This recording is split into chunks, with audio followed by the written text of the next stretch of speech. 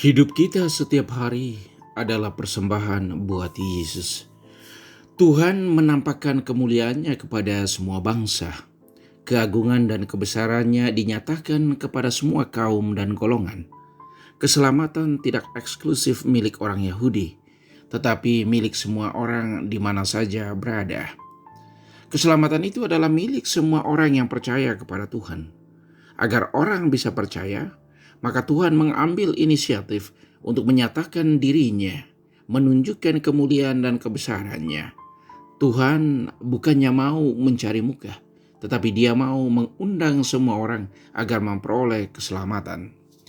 Tuhan senantiasa menyatakan keagungannya kepada kita melalui banyak cara. Kehadirannya kita alami melalui peristiwa hidup setiap hari, udara yang kita hirup, mentari yang menerangi siang, bulan dan bintang yang menerangi malam, pemandangan alam yang indah, dan orang-orang yang kita jumpai. Tuhan menyapa kita melalui pengalaman hidup harian. Tuhan adalah matahari sejati yang selalu menerangi lorong-lorong kehidupan kita. Kalau Tuhan adalah terang sejati, maka kita harus berpartisipasi di dalamnya untuk menjadi bagian dari terang itu. Untuk menjadi terang kecil, walaupun itu seperti kunang-kunang. Kalau kita tidak bisa menjadi seperti matahari, jadilah seperti bulan. Kalau kita tidak bisa menjadi seperti bulan, jadilah seperti bintang. Kalau tak bisa seperti bintang, jadilah seperti kunang-kunang.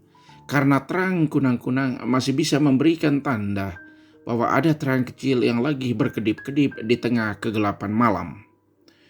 Ajakan Nabi Yesaya. Nabi Yesaya tak henti-hentinya mengajak orang Israel agar bangkit menjadi terang. Bangsa-bangsa harus datang kepada terang dan memastikan bahwa kemuliaan Tuhan terbit atasnya. Menjadi terang artinya membawa pencerahan dalam kehidupan bersama, membawa perubahan ke hal yang lebih baik, dan membawa nilai positif dalam kehidupan bersama. Terang membantu orang untuk membedakan baik buruk, benar salah, bengkok lurusnya suatu kehidupan dalam kehidupan konkret. Keyakinan Paulus. Kalau kita berhasil membawa pencerahan atau terang dalam kehidupan bersama, maka kita menjadi ahli waris terang sejati, ahli waris harta kekayaan surgawi, ahli waris rahmat Allah. Para Majus datang dari timur untuk menyembah Sang Raja Baru. Orang Majus datang dari timur untuk menyembah Sang Raja Damai yang baru lahir. Mereka tidak ada petunjuk lain selain dari petunjuk bintang yang telah mereka lihat di tempat mereka. Tempat pasti kelahiran Raja Baru itu mereka tidak tahu di mana. Lalu mereka memberanikan diri untuk bertanya kepada orang yang tepat, yaitu Raja Yahudi. Dia dianggap kompeten untuk itu, karena raja yang baru lahir itu terjadi di wilayahnya.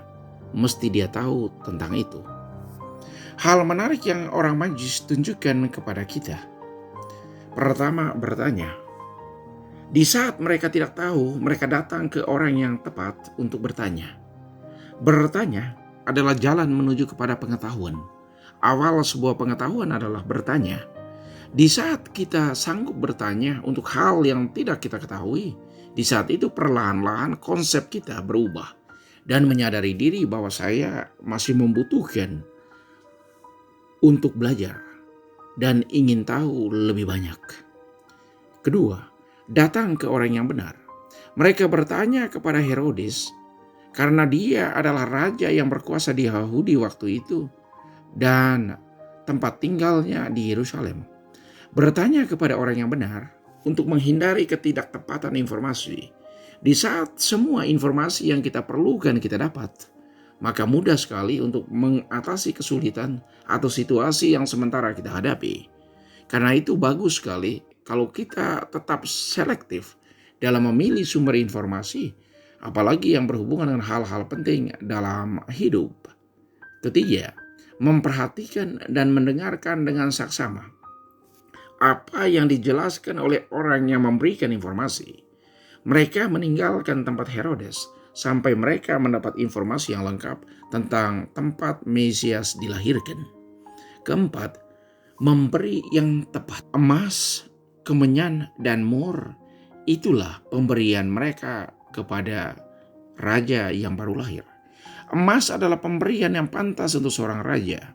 Yesus adalah Raja Damai yang memerintah dengan cinta kasih dan pengampunan. Kemenyan adalah pemberian yang layak untuk seorang imam, karena itu adalah salah satu sarana yang dipakai dalam mempersembahkan korban di kanisa Allah, simbol yang menguduskan. Yesus adalah imam agung Allah yang mengajar dan menguduskan umatnya dengan korban dirinya sendiri di kayu salib. Mur adalah persembahan yang digunakan untuk merawat jenazah atau mayat, mengingatkan bahwa Yesus di saat yang akan datang akan mati, dan dia juga akan diurapi dengan mur sebelum jenazahnya dimakamkan.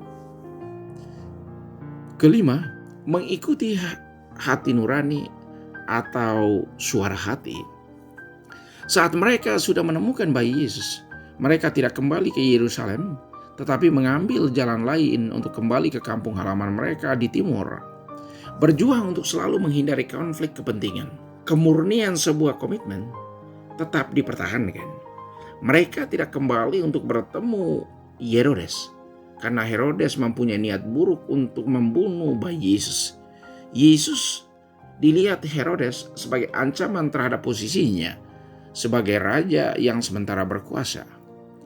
Padahal kalau Herodes menggunakan pikiran sehatnya, bayi Yesus baru saja lahir. Dia masih membutuhkan waktu 20-an sampai 30-an tahun baru bisa mengambil alih kekuasaannya. Dan pada saat Yesus berusia seperti itu, pasti Herodes sudah sangat tua atau bahkan sudah meninggal. Tetapi karena keangkuhan, ketamakan, kepicikan serta egoisme yang sangat tinggi, sehingga kemungkinan melihat sisi positif dari peristiwa yang ada menjadi sulit. Kalau para Majus, mereka membawa emas, kemenyan, dan mur sebagai hadiah yang mereka berikan untuk Yesus, apa hadiah yang bisa kita berikan untuk bayi Yesus yang lahir di kandang Betlehem?